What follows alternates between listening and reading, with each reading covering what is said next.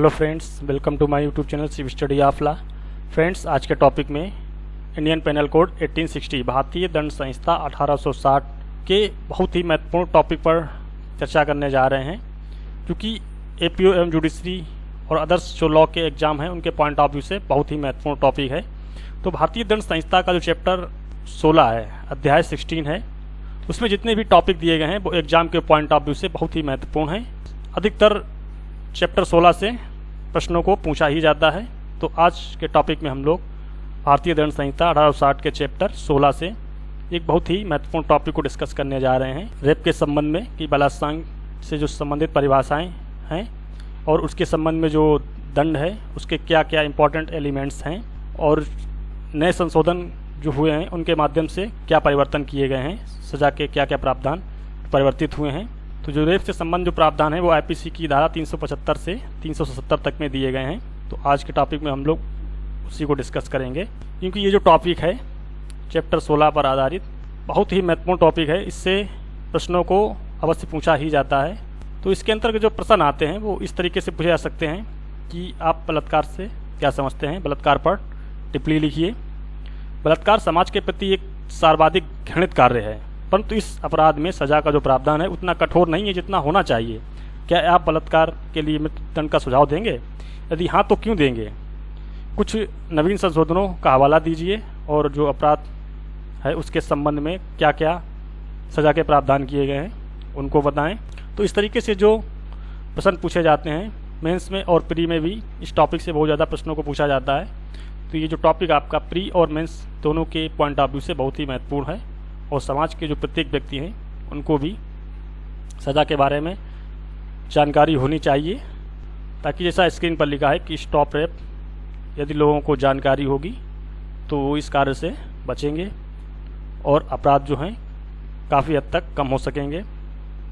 क्योंकि जो अपराध निरंतर बढ़ रहे हैं वो जानकारी का अभाव ही है, जिससे जो है अपराध अधिक हो रहे हैं। तो आज के टॉपिक में हम लोग डिस्कस करते हैं कि क्या क्या प्रावधान जो हैं आईपीसी में दिए गए हैं। तो भारतीय दंड संहिता 1860 का चैप्टर जो 16 है वो मानव शरीर पर प्रभाव डालने वाले अपराधों के विषय में बताया गया है। तो इसमें कई टॉपिक दिए गए हैं, तो सभी टॉपिक अमूमन जो है इम्पॉर्टेंट है। तो आज के टॉपिक में हम लोग यौन अपराध, सेक्सुअल ऑफेंस, जिनको सेक्शन 375 से 377 तक में बताया गया है। तो धारा 375 में बलात्कार रेप की परिभाषा दी गई है। तो यदि कोई भी पुरुष, पहला है कि किसी स्त्री की योनि में, उसके मुंह, मूत्रमार्ग या गुदा में अपना लिंग किसी भी सीमा तक प्रवेश करता है या उससे ऐसा अपने या किसी अन्य व्यक्ति से कराता है। दूसरा है कि ऐसी स्त्री की योनि, मूत्रमार्ग या गुदा में ऐसी कोई भी वस्तु या शरीर का कोई भी भाग चूँकि लिंग ना हो किसी भी सीमा तक अनुप्रविष्ट करता है या उससे या अपने किसी अन्य व्यक्ति के साथ ऐसा करवाता है। तीसरा है कि यदि किसी स्त्री के शरीर के किसी भी भाग को इस प्रकार हस्त साधन करता है जिससे कि उस स्त्री की योनि, गुदा, मूत्रमार्ग या शरीर के किसी भी भाग में प्रवेशन कारित किया जा सके या उससे ऐसा अपने या किसी अन्य व्यक्ति के साथ करवाता है। चौथा जो पॉइंट है, किसी स्त्री की योनि, गुदा, मूत्रमार्ग पर अपना मुंह लगाता है या उससे ऐसा या अपने किसी अन्य व्यक्ति के साथ कराता है, तो उसके बारे में ये कहा जाएगा कि उसने जो है बलात्कार किया है, रेप किया है, जो कि निम्नलिखित 7 भांति की परिस्थितियों में से किसी के अधीन किया जाता है।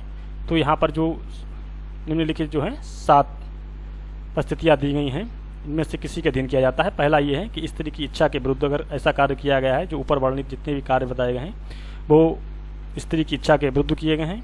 दूसरा ये है कि स्त्री की सहमति के बिना किए गए हैं। तीसरा ये है कि स्त्री की सहमति से, स्त्री ने सहमति तो दी है परंतु सहमति मृत्यु या उपपत्ति के भय में डालकर प्राप्त की गई है, तो ऐसी सहमति को सहमति नहीं माना जाएगा। चौथा ये है कि उस स्त्री की सम्मति से, जबकि पुरुष जानता है कि वे उसका पति नहीं है, पति होने का विश्वास कराकर सहमति भी प्राप्त करता है। तो ये जो आपका 4th पॉइंट है, ये अमूमन बहुत पहले के समय में होता था, जिस समय अधिकतर घरों में लाइट नहीं हुआ करती थी और अधिकतर स्त्रियां जो है पर्दे में रहा करती थीं और रात के अंधेरे में अगर कोई व्यक्ति दूसरा जो है पति का विश्वास करा करके सहमति को प्राप्त करता था तो उस स्थिति में रेप का जो है अपराध गठित होता था।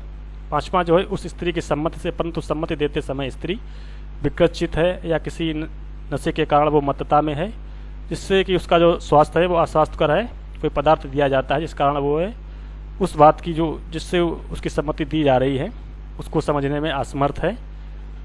छठा है कि उस स्त्री की सम्मति से या उसके बिना, जब वे 18 वर्ष से कम आयु की हैं, तो 18 वर्ष से कम आयु की स्त्री की सम्मति की है तो उसकी भी सम्मति नहीं मानी जाएगी। और जो 7वां आपका पॉइंट है, जब वे स्त्री सम्मति संसूचित करने में असमर्थ है, यानी कि जो कम्युनिकेशन जो है उसको नहीं समझ पाती है, तो इन 7 परिस्थितियों में बलात्संग का अपराध गठित होगा।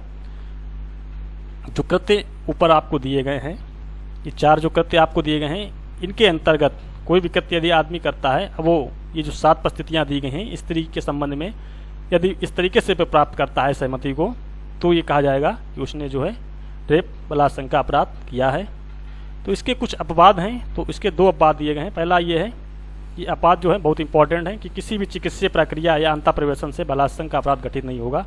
मान लीजिए कोई स्त्री है, चिकित्सक के पास जाती है और उसका जो चेकअप है उस दौरान उस जो डॉक्टर के द्वारा प्रक्रिया अपनाई जाती है, तो उस स्थिति में ये अपराध गठित नहीं होगा। दूसरा अपवाद ये है कि किसी भी पुरुष का अपनी पत्नी के साथ मैथुन या यौन क्रिया का अपराध जो है वो बलात्संग नहीं कहलाएगा। परंतु स्त्री जो है, जो उसकी पत्नी है, उसकी उम्र 15 वर्ष से कम ना हो। यदि 15 वर्ष से कम है तो पति के द्वारा भी बलात्संग का अपराध गठित हो जाएगा। तो स्त्री की उम्र 15 वर्ष से कम नहीं होनी चाहिए जो उसकी पत्नी है। धारा 376 जो है दंड के लिए प्रावधान करती है। तो ये जो दंड है ये समय समय पर इसमें काफ़ी परिवर्तन किया गया है। तो जो परिवर्तन किए गए हैं उसको हम लोग लास्ट में डिटेल से समझ लेंगे। सबसे पहले ये देखते हैं कि कोई भी व्यक्ति जो बलात्संग करेगा वे सबसे पहले ये कि कठोर कारावास है जिसकी अवधि जो है 7 वर्ष से कम की नहीं होगी। तो ये जो 7 वर्ष था यहाँ पर, अब यहाँ पे 10 वर्ष ये कर दिया गया है। 2018 से पहले यहाँ पर ये था कि 7 वर्ष से कम नहीं होगी, परंतु 2018 में इसको 10 वर्ष कर दिया गया है, 3 वर्ष बढ़ा दिया गया है ताकि अपराध जो है उस पर कमी हो सके। दूसरा ये है कि जो आजीवन कारावास तक हो सकेगी, और तीसरा जुर्माने से भी दंडनीय होगा। और जो ऑफेंस है, अपराध है, वो कॉग्निजेबल ऑफेंस होगा, संज्ञेय अपराध होगा, और इसमें नॉन बेलेबल अजमानती अपराध होगा, जमानत इसमें अनुज्ञेय नहीं होगी। तो ये धारा 376 का जो प्रावधान है कि कम से कम 10 वर्ष का कारावास, जो कि आजीवन भी हो सकता है, और जुर्माना से भी दंडनीय होगा, और अपराध जो है वो संज्ञेय अपराध की श्रेणी में आएगा और अजमानती होगा। तो इम्पॉर्टेंट एलिमेंट्स धारा 376 ये जो है, और 376 बी सी डी जो है 2013 में जोड़ी गई संशोधन के माध्यम से। 376 ये है कि स्त्री जो पीड़ित है उसकी मृत्यु या लगातार विकृतशील दशा में रहती है तो उसके लिए क्या दंड होगा।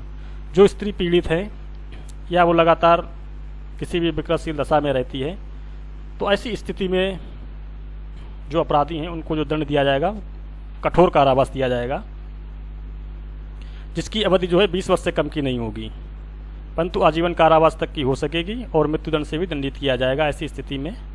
और ये जो ऑफेंस रेप से रिलेटेड जितने भी हैं वो कॉग्निजेबल होंगे, संज्ञेय अपराध होंगे, और नॉन बेलेबल होंगे। ये चीज़ आपको याद रखनी है यहाँ पर, इसको आपको आंसर्स में जरूर मेंशन करना है। 376 ए बी जो है, 376 ए बी 2018 में ऐड की गई है। तो 376 ए बी को आपको याद रखना है, वी फॉर 12। तो और जो आपका ए है, ए में 16 दिया गया है, तो बी फॉर 12 हो गया यहाँ पर। तो 12 वर्ष से कम आयु की महिला के साथ बलात्संग के लिए जो दंड है वो ऐसी अवधि का कारावास जो कि 20 वर्ष से कम नहीं होगा, किंतु आजीवन कारावास तक हो सकेगा, और मृत्युदंड से भी दंडनीय हो सकेगा। अपराध संज्ञेय और अजमानती होंगे। 376 बी पति द्वारा अपनी पत्नी के साथ पृथक्करण के दौरान मैथुन के लिए दंड जो है, यदि कोई पति अपनी पत्नी के साथ उस स्थिति में मैथुन करता है जब दोनों में सेपरेशन चल रहा हो, पृथक्करण, तो ऐसी स्थिति में ऐसे कारावास से जो कि 2 वर्ष से कम नहीं होगा और 7 वर्ष तक हो सकेगा, जुर्माने से भी दंडनीय होगा। ये जो ऑफेंस है वो संज्ञेय तो होगा लेकिन जमानती होगा, ये चीज़ आपको याद रखनी है। यहाँ पर ये ऑफेंस जो है पति के द्वारा पत्नी के साथ पृथक्करण के दौरान यदि मैथुन किया जाता है तो ये अपराध संज्ञेय माना जाएगा, परंतु जो है जमानती होगा। 376 बी जो है, ये चीज़ बहुत इंपॉर्टेंट है, आपको याद रखनी है कि अगर, क्योंकि इंटरव्यू में ये चीज़ पूछती जाती है कि रेप से रिलेटेड ऐसा कौन सा सेक्शन है जो कि संज्ञेय तो है परंतु जमानती है। बाकी जितने भी जो सेक्शन दिए गए हैं वो अजमानतीय हैं, और 376 बी में जो है जमानत मिल जाती है पत्नी के बिहाफ पर, क्योंकि यहाँ पर जो है पति पत्नी दोनों होते हैं, तो मामला जो है वो संज्ञेय होगा परंतु जमानती होगा। 376 है प्राधिकार में किसी व्यक्ति के द्वारा मैथुन। तो जो कोई प्राधिकारी लोक सेवक या स्त्रियों एवं बालकों की संस्था का अध्यक्ष है या प्रबंधक है या किसी भी अस्पताल के प्रबंधक में ऐसी स्त्री जो उसकी अभिरक्षा में है तो उसके साथ मैथुन करता है या अपने पद का दुरुपयोग करके वे बलात्संग की कोटि में आ सकेगा, तो वे ऐसी भांति के कारावास से जो कि 5 वर्ष से कम की नहीं होगी किंतु 10 वर्ष तक की हो सकेगी और जुर्माने से भी दंडनीय होगा। ये जो ऑफेंस है वो भी कॉग्निजेबल होगा और नॉन बेलेबल होगा, अजमानतीय होगा। 376D सामूहिक बलात्संग गैंगरेप के लिए दंड के बारे में प्रावधान दिया गया है। तो जहाँ किसी स्त्री से एक या अधिक व्यक्तियों के द्वारा, सामूहिक बलात्संग जब है एक से अधिक व्यक्तियों के द्वारा किया जाता है तो वो गैंगरेप कहलाता है। तो गठित करके बलात्संग किया जाता है तो वहाँ प्रत्येक व्यक्ति के बारे में ये समझा जाएगा कि उसने बलात्संग किया है। तो वो ऐसी अवधि के कारावास से जो कि 20 वर्ष से कम नहीं होगी किंतु आजीवन कारावास तक हो सकेगी और जुर्माने से भी दंडनीय होगा। ये भी जो है ऑफेंस कॉग्निजेबल होगा और नॉन बेलेबल होगा। 376DA है, ये भी 2018 में जोड़ी गई है। तो DA है 16 वर्ष से कम आयु की महिला के साथ सामूहिक बलात्संग के लिए दंड। तो जो कोई 16 वर्ष से कम आयु की महिला के साथ गैंगरेप का एक्ट करेगा तो आजीवन कारावास से, इसमें मिनिमम जो सज़ा है वो आजीवन कारावास है, लाइफ इम्प्रिजनमेंट और जुर्माने से दंडित किया जाएगा। ऑफेंस जो है कॉग्निजेबल और नॉन बेलेबल होगा। धारा 376B फॉर जैसे मैंने याद करने के लिए बताया आपको 12, AB में भी 12 है और DB में भी 12 वर्ष से कम आयु की महिला के साथ। तो जो आपका AB है 376AB वहाँ पर सिर्फ 12 वर्ष से कम महिला के साथ लिखा है और 376DB है ये गैंगरेप के बारे में। आपको ये भी अंतर याद रखना है, यहाँ पर सिर्फ गैंगरेप के बारे में बताया गया है, वहाँ पे सिर्फ रेप के बारे में बताया गया है। तो 376DB जो है इसमें भी जो मिनिमम कारावास है वो आजीवन लाइफ इम्प्रिजनमेंट का कारावास और जुर्माना, मृत्युदंड से भी दंडित किया जा सकता है। गैंगरेप में मृत्युदंड की भी सज़ा दी जा सकती है। तो जैसा कि आपसे एक प्रश्न जो बहुत इंपॉर्टेंट पूछा जाता है, बलात्कार समाज के प्रति एक सर्वाधिक जो है घृणित कार्य है, परंतु इस अपराध में सज़ा का प्रावधान उतना कठोर नहीं है जितना होना चाहिए। तो अब जो आप कह सकते हैं कि सज़ा का जो प्रावधान है वो कठोर कर दिया गया है, क्योंकि 2013 में भी संशोधन करके जो है सज़ा को बढ़ाया गया और 2018 में भी और सज़ा को गंभीर कर दिया गया है। तो आपसे पूछा जाता है कि आप बलात्कार के लिए मृत्युदंड का सुझाव देंगे, यदि हाँ तो क्यों? तो कुछ जो संशोधन है नवीन उनका हवाला दीजिए। तो 2013 का संशोधन और 2018 का संशोधन का आप हवाला दे करके कह सकते हैं कि बलात्कार के मामलों में इन परिस्थितियों में मृत्युदंड का सुझाव जो है देना सही है। तो जब 12 वर्ष से कम आयु की महिला के साथ गैंगरेप होता है तो मृत्युदंड दिया जाता है, 12 वर्ष से कम महिला के साथ रेप की दशा में मृत्युदंड दिया जा सकता है। तो इस तरीके से आप अपना सुझाव 2018 के संशोधन को लिखते हुए दे सकते हैं। 376E है, ये पुनरावृत्तिकर्ता जो अपराधियों हैं उनके लिए दंड क्या बताता है कि एक व्यक्ति जो एक अपराध करता है वही अपराध दोबारा करता है, कई बार उसके ऊपर अपराध का अभियोग लगता है तो उसके लिए जो दंड है, तो जो कोई धारा 376 या 376A से 376DB तक में पूर्ण में दंडित भी किया गया है और दोबारा उक्त धाराओं के अपराध के लिए दोषसिद्धि ठहराया जाता है तो वहाँ पर वे कम से कम जो है आजीवन कारावास से या फिर मृत्युदंड से दंडित किया जा सकेगा। धारा 377 जो है प्रकृति विरुद्ध अपराध के बारे में बताती है, नेचुरल ऑफेंस के बारे में। जो कोई पुरुष स्त्री या जीव जंतु के साथ प्रकृति की व्यवस्था के विरुद्ध स्वेच्छा इंद्रिय भोग करेगा ये आजीवन कारावास या दोनों में से किसी भी भांति के कारावास है जिसकी अवधि जो है 10 वर्ष तक की हो सकेगी, जुर्माने से भी दंडनीय होगा। इस संबंध में एक बहुत ही महत्वपूर्ण केस ला है नवजीत सिंह जौहर बनाम भारत संघ 2018 का मामला है। इसमें माननीय सर्वोच्च न्यायालय ने यह निर्धारित किया था कि धारा जो 377 है वो संविधान के अनुच्छेद जो हैं 14 और 15, 19, 21 का उल्लंघन है, वायलेशन करती है जो धारा 377 है आईपीसी की।